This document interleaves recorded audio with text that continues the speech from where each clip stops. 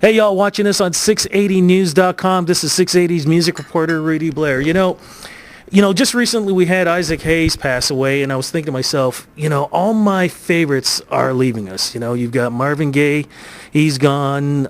Barry White, who was my all-time favorite, he's gone. We're talking about that style of music that just I thought was going to be completely gone. Then I heard an album, The Evolution of Robin Thicke, and I said, thank the Lord, the music will be here forever as long as you're writing music, man. And we've got Robin Thicke here, man. Congratulations with this new album you're coming up. Congratulations on the songwriting. Just thank you for doing what you're doing, man. Thank you, sir. I appreciate that. Oh, man, what is it about you, music, love, that just seems to all come together for you? Well, I guess music was just came so naturally to me when I was young. I think some people have to find out what they want to do in life. Some are very lucky to know what they want to do early on. And for me, it was music always. And as far as the love side goes, I think we're all in search of love in some way. It just happens to be that my favorite artists, whether it's Bob Marley, Marvin Gaye, John Lennon, or Stevie Wonder, we're all talking about love most of the time.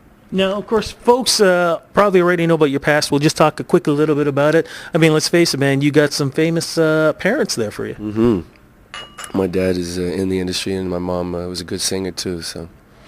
But why didn't you take the acting side of things like your dad did? Well, my dad actually wasn't an actor until he was almost 40. It was the first acting job he ever had. He was a writer, producer, and then a host. And so I remember the Alan Thicke show, man. Yeah. I remember that. So I think for me, acting just wasn't natural. I just wanted to make music, wanted to be a part of music. I did a couple TV shows just to put some money in my pocket, but I wouldn't call it acting. Yeah, but somehow it worked out for you, man, because eventually, though, you did do the songwriting thing. You actually got, signed when you were, 16, 17? I could be wrong. Yeah, 16. I was writing songs for other artists professionally when I was 16. I was writing, producing for other people, and I also had a record deal at Interscope Records as a singer at 16.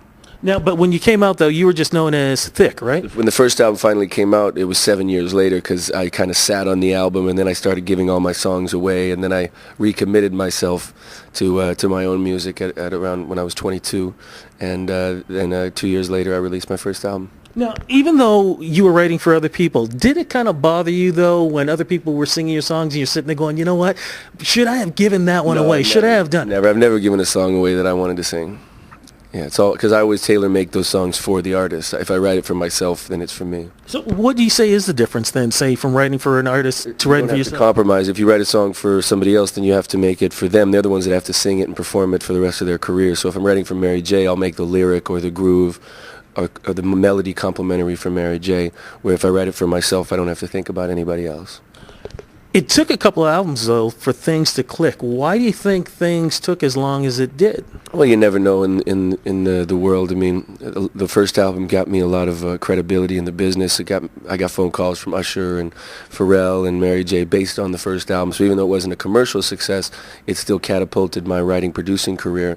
And then finally, a song like Lost Without You just connected, And it's really, that's what it's about. Artists have to express themselves, but sooner or later it's got to connect, Yeah. And that's what Lost Without You did. And you and I know you wouldn't remember this, but you and I actually spoke on the phone last year. And, one of the things that I loved about the album, man, it went back to that party in the basement with the red light going, man, and you got your woman, and we're hearing the words that you're talking, man, that you can chuck into her ear.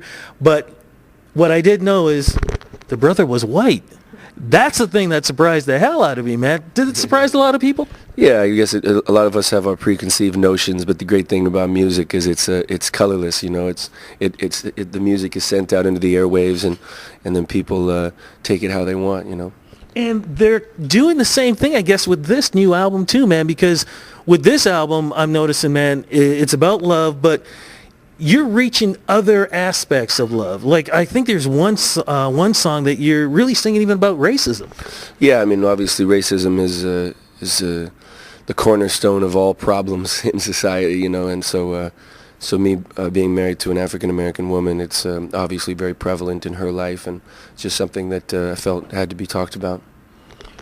What is it that when you were deciding to write this new album, were you thinking anything about, this last one, The Evolution, did so well and stuff, can I top that? Or do you even think about that and just disregard and just say, look, I got my songs, let's do it again? Well, I always try to top it musically. You know, it's hard to know what you can top as far as sales go, because the planets can only align so many times for so many reasons. But it's my job to challenge myself to make music that people need in their lives, you know, that they can't live without. And I just try to get as close to that as possible. You know, one of the things that you and I did talk about, and I want to talk about this on camera, was the fact of your appearance on Soul Train. And, you know, one of the important things, you know, a lot of you wouldn't remember this, but back in the day, though, the only people that made it on Soul Train were like Casey and the Sunshine Band. I think the Bee Gees made it on, Elton John made it on, and David Bowie. And, man, you're part of that group. It's a small group, man, but you made it on there. Yeah. Are you proud of the fact that, you know, your music has no boundaries? Well, I would love for you know, life to reflect art, because in art you can do anything you want. So you wish that in life, you know, there would be less boundaries, but there's always still boundaries to break down. And I think that's the beauty of the arts, is that we get to be at the forefront of breaking boundaries and crossing barriers. What would you say, though, for you, though, musically, is the most important thing when you're writing? Is it strictly about love? No, I mean, because I don't start every song to be about love. I guess that just happens to be what I surround myself with and involve myself with. Maybe love's just more important to me than certain other people, you know. Have you ever had any, I mean, we mentioned some of the artists who have passed away. Have you had a chance to talk to any of them? Have any of them ever talked to you about your music, the fact you bring back that style? Well, I have gotten to talk with Stevie Wonder about it, and there are some other artists that I greatly respect that have given me those compliments, whether it be Mary J. or some of those people. It's very flattering to hear that from the people that you look up to. If you had a chance to write for any of those artists from back in the day, who would you have loved to have written for and why? Well, obviously Marvin. You know, there's just something so special about his voice that just makes you feel like everything's going to be okay, you know. If there's one thing, though, that you want to make sure that fans understand about you and this new album, because things always change, right, what would it be and why? Well, I think my last album was about self-reflection, you know, and it was about trying to make the most of an individual journey, where this, after being on the road, meeting so many people that I've met, you know, I realized this album is a little bit more about everybody's journey, about what we're all going through in our lives. Yeah, and you know what, man? Like I said, for me, it just brings such a peace and a calm. Thank you. So I'm so happy with that. Tour-wise, man, you're doing it because as we speak now, it's just a couple of hours away from Cool House. You're going to be performing down there, man. That's right. What are the fans going to expect, whether you're playing here in Big T.O. or anywhere else around the world? Well, the great thing is, you know, because the music kind of goes all over the place, the show is very dynamic. You know, you get your love songs, you get to rock out a few times, you get your groove.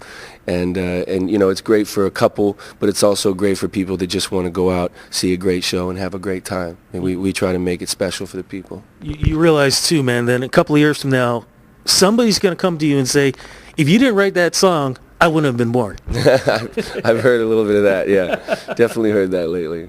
Yeah, well, make sure, folks, that you do pick up the album if you want to get your groove on, because I'm telling you, Robin, you know what it's all about, man. No, actually, before we wrap this up, I'm going to ask you one quick question, because this is going to be something that I'm going to probably run around Valentine's Day. See, Valentine's Day is such an important day. For you, though, what does Valentine's Day mean?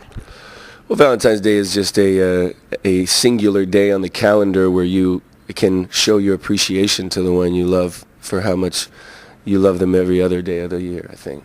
Have you ever had a beautiful experience, man, or a bad experience when it came to Valentine's? Oh, when I was younger, I messed up a few Valentine's Day, you know, didn't necessarily realize the opportunity of importance to let someone know how much you feel you love them. But nowadays, I get Valentine's Day on the money. Nowadays, I won't mess Valentine's Day up. Say, man, all you got to do is write a couple of lyrics and you're in. Oh, no, it takes more than that. Okay, so if you had to pick a Robin Thicke song for a brother to chuck out the way he feels about a woman and really wants to set that mood right, what song would it be and why? Well, there's Lost Without You. It's hard to beat that because all people, and especially women, want to hear that they're lost without, you know, that you're lost without them, you know, that you can't go on without their love. So I think that's still hits home. But on my new album, I would say it'd be The Sweetest Love.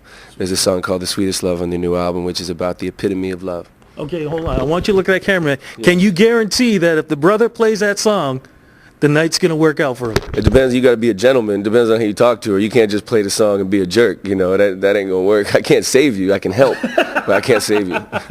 Can't be a doctor, man, but at least he can be a maestro for you. Absolutely. So remember that. Absolutely. Website, my friend, so we can check up on you wherever you are around the world, and, of course, whatever CD you're releasing. Well, robinthick.com is always the best place in MySpace. You know, you can check there also. Fantastic. Yeah. Robin, man, seriously, Thank you, man. it is a definite pleasure to talk to you. And, of course, make sure you check up on whatever Robin is doing, because whatever it is, trust me, it will be a smooth groove. And also check out all the other videos that you're going to see on 680news.com. This is 680's music reporter Rudy Blair with Robin Thicke saying, Yes. we'll see you on the flip side.